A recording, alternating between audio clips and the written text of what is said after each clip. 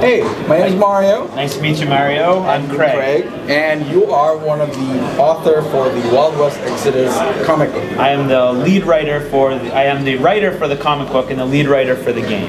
Yes, that is perfect because that's on the Kickstarter.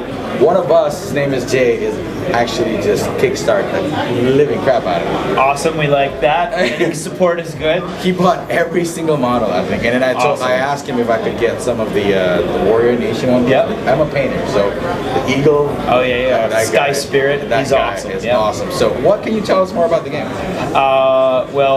The game itself is it scales everywhere from a skirmish all the way up to an army scale game, with the mechanics shifting slightly to an army scale game, so that generally speaking you're going to be activating between 1 and 3 models a turn and alternating 1 and 3 models at a time, alternating back and forth. And then if you go up to an army scale game, then you're activating a unit up to 5 models every other time, and the units are going to act as a group. It takes place in an alternate Wild West world, where it's all Romeo, Philippe from Battle Foam, it's all coming out of his head. So basically what's going on is you've got the Wild West theme, and you have these dark... Sorry. It's okay, I can edit it out. I'm hearing voices. It's the Dark Council. You've got these Dark Council, these evil guys, who nobody knows really where they're coming from or what their agenda is, but they're influencing pretty much everybody across the board to do things that are not in their best interest. So the rulebook is going to be unique, I think, in a bunch of different ways, but one of them is, rather than just have a little bit of fluff for each faction, what we're doing is we're doing an entire, pretty much a novella for each faction. So it's actually going to go back in time and trace the life of one of the main bosses for each faction. So for instance, the Warrior Nation that you mentioned, we use Sitting Bull, and we go back to, he's about 8 years old at the beginning, and we trace him all the way forward in time to where our game begins. That's pretty cool. And you meet a bunch of different people in his life, and what we've done is actually researched the real people. Most of them are real people. We've researched them and then introduced our strange little influence in these little Dark Council members and how they've changed these people's lives from our timeline.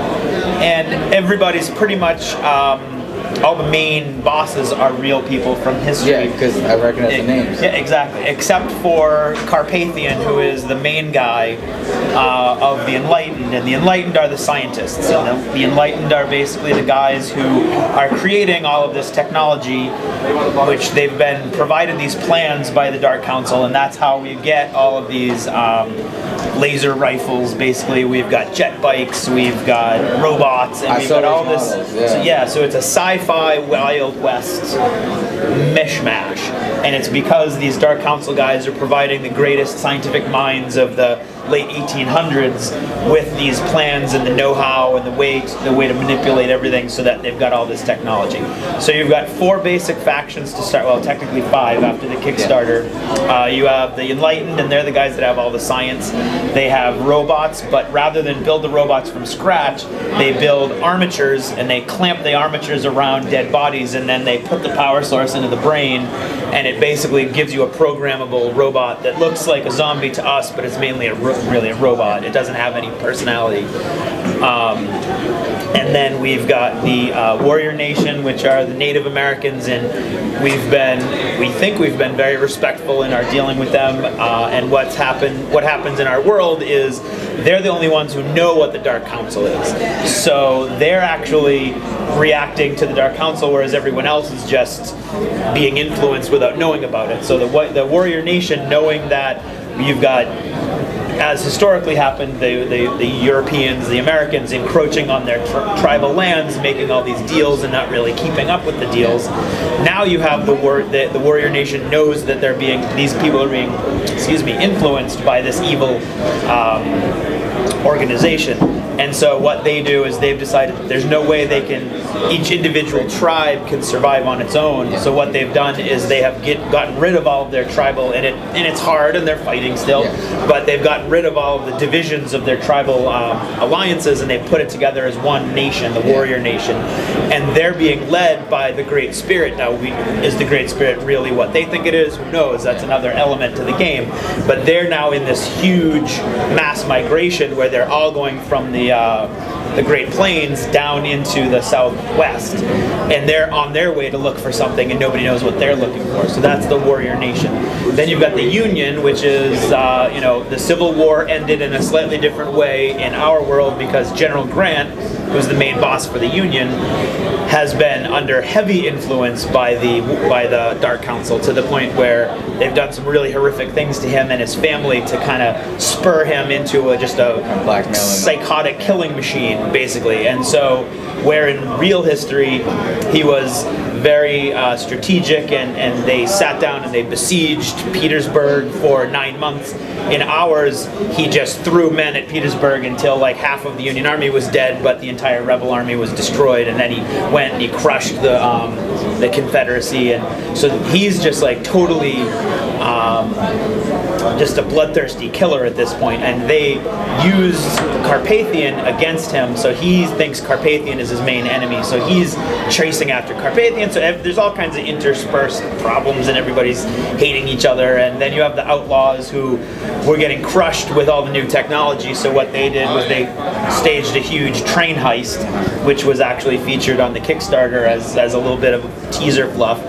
And all the outlaws of the Wild West got together, and they did this huge train heist on this supply train that was supplying the Union Army. That's how they got all their science fiction technology, but they don't like each other, so then they separated and they're fighting amongst themselves. And then you have the lawmen, who are in turn getting some science fiction-ish technology from the Union, but no real support, because the Union is just out there to crush the enemies of the Union. So you've got 5 factions right now. At launch, I believe the 4 factions from the Kickstarter have everything. The lawmen, I think, are going to have everything by the time we launch, or right after. So you'll have 5 completely supported factions right off the bat, with 5 more coming over the next couple of years. When is the actual launch for retail? The retail launch is hopefully going to be Gen Con. Gen Con? So that's like short time. That is very short time. Yeah, the Kickstarter said that all of the backer pledges will be deliverable by August. Okay. And so what we're hoping is we can kind of kick everything into high gear and get everything done by late July, so that we ship all that stuff out, and then we can justify selling it at Gen Con. Because if we can't ship it out to the backers, we won't sell it at Gen Con. We'll just do like orders and stuff like that. But the goal is to get it all shipped out before Gen Con, so that at Gen Con we can do a big splash. So that's the big hope. You guys must be really busy right now. It is very, very busy times. Yes.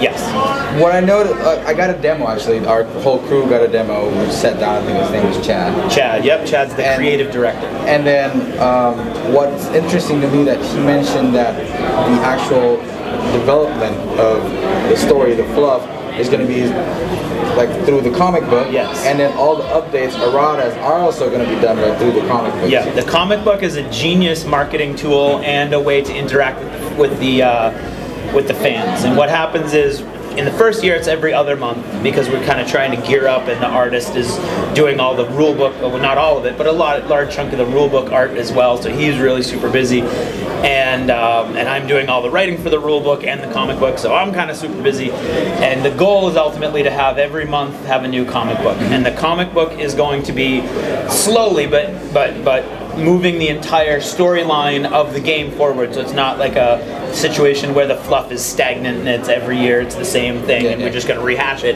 It's literally moving things forward. New elements are going to be introduced. New reasons for people to be fighting will be introduced. And that's where we're going to be introducing new models and new factions. And the stats for those models will be in the comic book. Every comic will feature at least one battle. And at the back of every comic will be the mission that you can use to actually recreate the battle from the comic book. So the comic book is going to generate excitement every month. You're going to get excited about your models all over again. You're going to see them in action. We're doing the best we can between the artist and myself to recreate cool moments that could be recreated in the game. Jesse James is the big outlaw. His major ability, or one of his major abilities, is if he's standing still, he can shoot just a ridiculous amount of shots in one turn. And so one of them can shoot like 36 inches, and you're playing and usually his brother, I think. Yeah, Frank James, who was in real life very supportive of his brother, but kind of in the background, is the same thing in the game. He's a very supportive model, but he's powerful in his own right. So yeah, he's really powerful too. So yeah, so you'll see all that in the comic book, and you'll see it come out recreated, so it kind of gets your juices flowing, and that allows us to, if something's not working, we can kind of address it in the comic book, and it allows us to sort of touch on just about anything that needs to be touched on a regular basis. And if the audience wanted to find more about the game, you can go to www.wildwestexodus.com, and there's the link's going to be down below, guys. Don't worry. And there's all kinds of faction information on there, character information on there. You can subscribe to the comic book on there. The art is it's Mars really good. approved.